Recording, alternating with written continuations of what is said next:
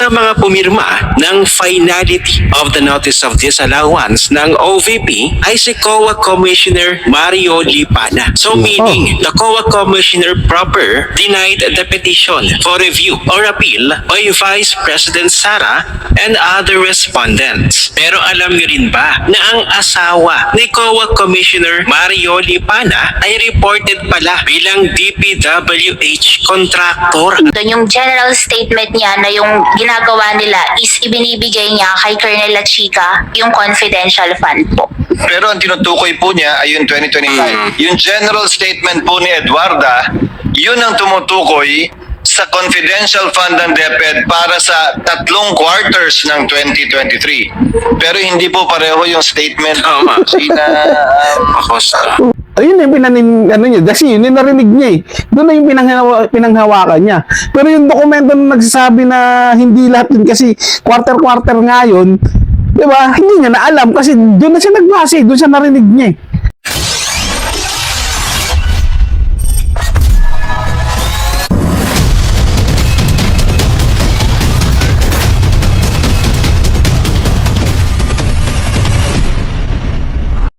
So yun ang mga insan, magandang araw sa ating lahat. Reaction Insan po muling nagbabalik. At eto, pag-usapan natin mga insan, yung COA na mismo naglilinis kay VP Sara Duterte, commissioner ng COA, yari na yung pumirma doon mga insan, mukhang may sabit pa ata. Sabi ko naman sa inyo mga insan yung pagpapatuloy ng hearing na yan mga insan, mas lalo lang nilang nililinis yung mga putik, yung mga bahong pinagsasabi ng mga nagtulong-tulong para pabagsakin si VP Sara Duterte, yung nagtulong-tulong para i-impeach si VP Sara Duterte. Diba? Paulit-ulit ko sinasabi dito sa channel ko, ayan ay napakalaking script na ginawa nila na ngayon isinushooting na nila. Ang problema nga lang mga insan, hindi sumasang-ayon yung panahon para dyan sa shooting nila. At bago natin ipagpatuloy ito mga insan, wag nyo sanang kalimutan na mag-subscribe dito sa ating channel. Libre lang ang mag-subscribe mga insan, wag kayong matakot. Lalong-lalo na ang i-share ang video natin ito para mas marami pang mga ka-DDS natin dyan mga insan na makapanood neto. Diba mga insan? So wag na natin patagalin to mga insan. Simulan na natin at panoorin itong video na to at himayin natin ang mga sinasabi dito. At diba, sabi ko nga sa inyo mga insan, itong kanilang hearing dyan wala talaga.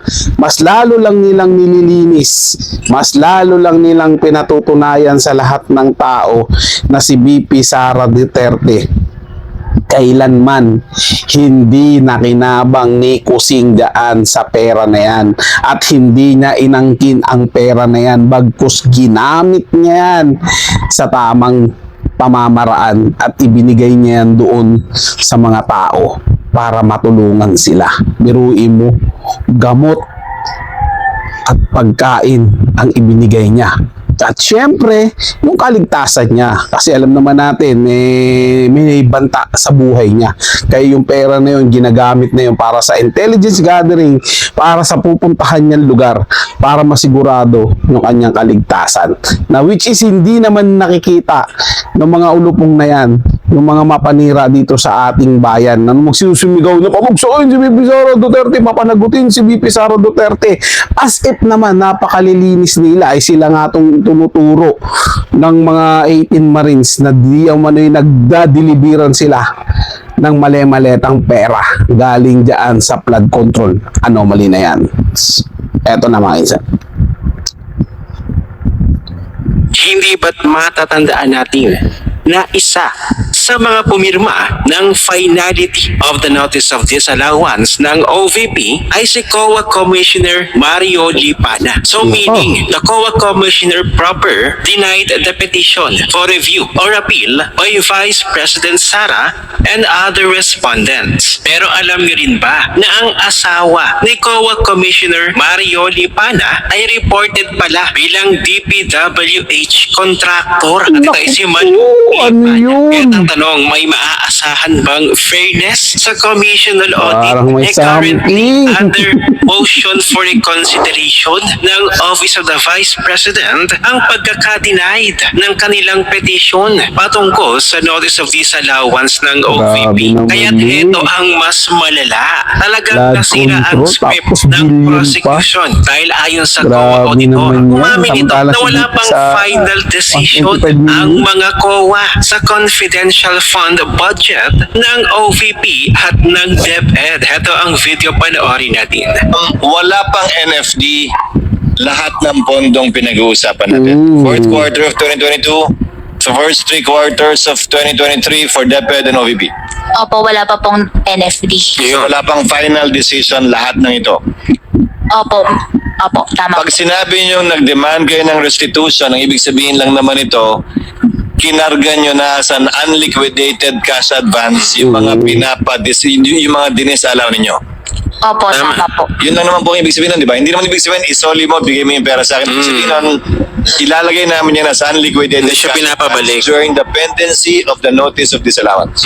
Yes po, kasi may mga remedies pa po. Ayun. Kasi hindi pa nga final at wala pang NFD. Apo. Tama po? Pangalawa, ano po ba pagkakaiba ng disbursement sa transfer?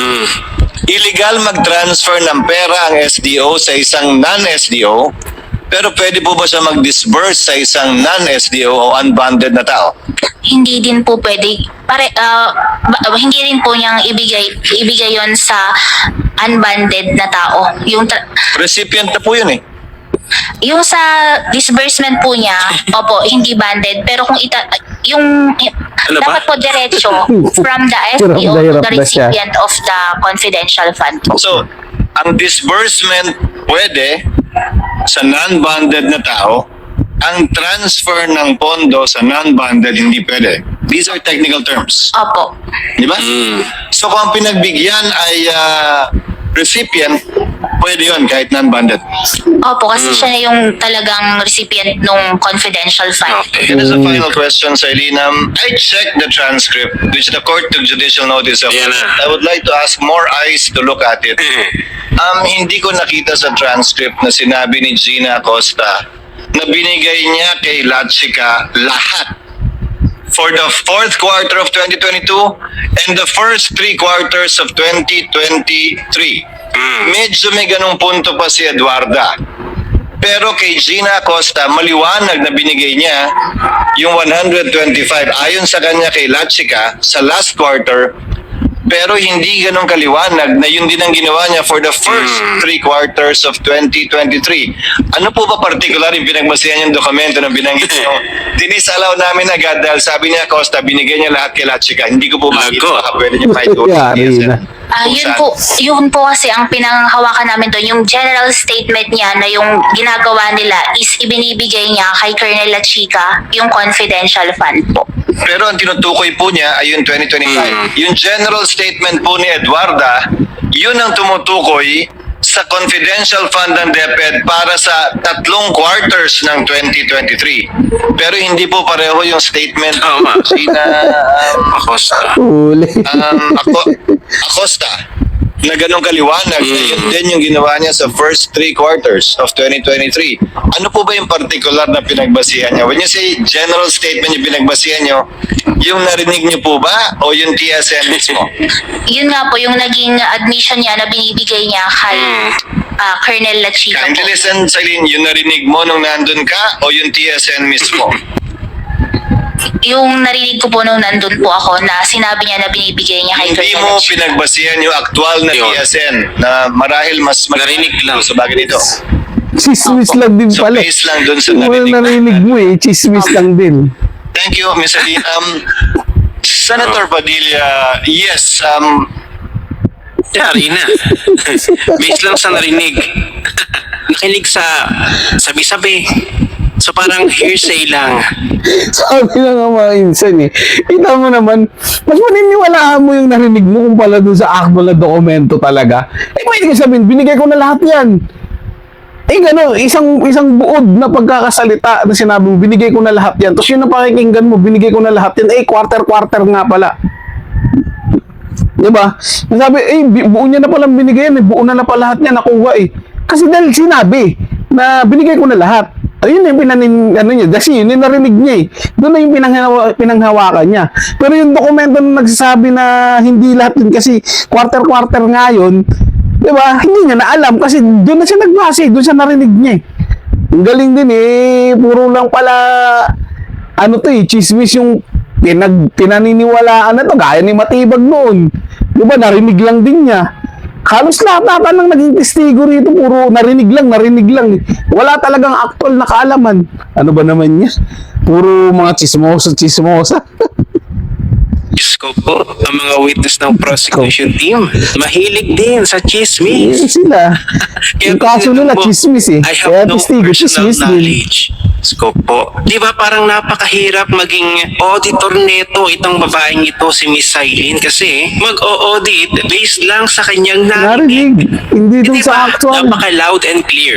Talagang sablay na naman ang prosecution team at ang kanilang mga witness. As usual, based lamang sa mga hearsay. Di ba parang nakakahiya kasi ang mga witness ng prosecution team ay talaga namang tumatayo o nag-i-stand without concrete evidence. Puro lang sila Nakakahiya narinig. sila, mga At innocent mapunta naman na wala. ulit tayo sa COA Commissioner na si Mario Libana, na ang asawa nga nito ay isang DPWH contractor Contractor, naku po. reportedly. Oo, Yan ang diba? sabi ng Facebook page ng Just Dare to Ask. COA Commissioner Mario Libana, isa sa mga pumirma ng finality of the Notice of Disallowance ng OVP. Meaning, the COA Commissioner proper denied the petition for review or appeal by VP Inday Sara Duterte and other respondents. Currently, now it's under motion for reconsideration ng OVP. COA Commissioner's wife, Malu Lipana, is reported as DPWH contractor. May maaasahan kayang fairness sa COA? At ayan, aking manonood, makikita nyo sa screen na reportedly talagang DPWH contractor ang asawa ng COA Commissioner Mario Lipana. So di ba parang may conflict Kontrata sa of interest? DPWH. So Saan dapat kaya ang mabago proyekto na na ang kinuha sistema ng gobyerno na kapag may pasyon ka sa gobyerno ay dapat walang mai-involved na family member sa lahat ng projects ng gobyerno. So para maiwasan na rin ang Parang conflict family of business interest. na yan, So ah. ngayon, nag-iisip na ang taong bayan.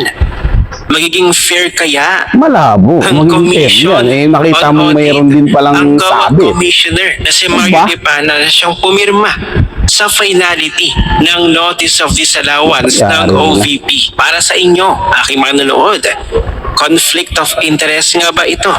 Itong asawa ni COA Commissioner Mario Interest yan. Lipana Kitang-kita naman yan, na si mga Mario insan. Lipana na isang DPWH contractor na alam naman natin na mayroong korupsyon sa DPWH dahil sa flood control Control. projects. Ano ang inyong opinion? I-share mo na ang video na ito.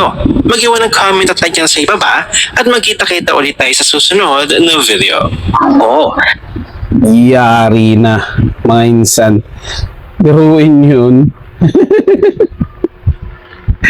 Mismo yung commissioner ng audit, di ba? Yung pumirma doon sa notice of disallowance, mayroong asawa sa DPWH contractor. Naku naman po. Tapos yung proyektong hinawakan ng 2.29 billion.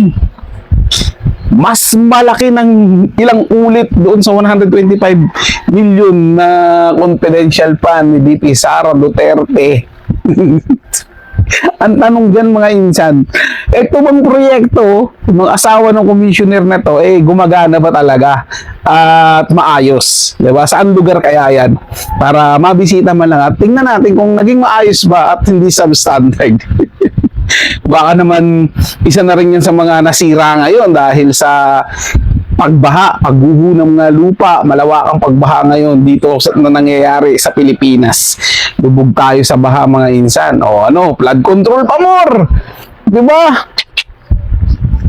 Mismong kalikasan talaga ang nagsasabi, mga insan, na walang proyektong maayos kung meron man dyan sa flood control. At karamihan dyan sa mga proyekto na yan ay para lang niyang bula na biglang nawawala. parang multo. Na wala kang makikita talaga. Cost project. Ay, nakamain, sana naman sasabi nyo rito.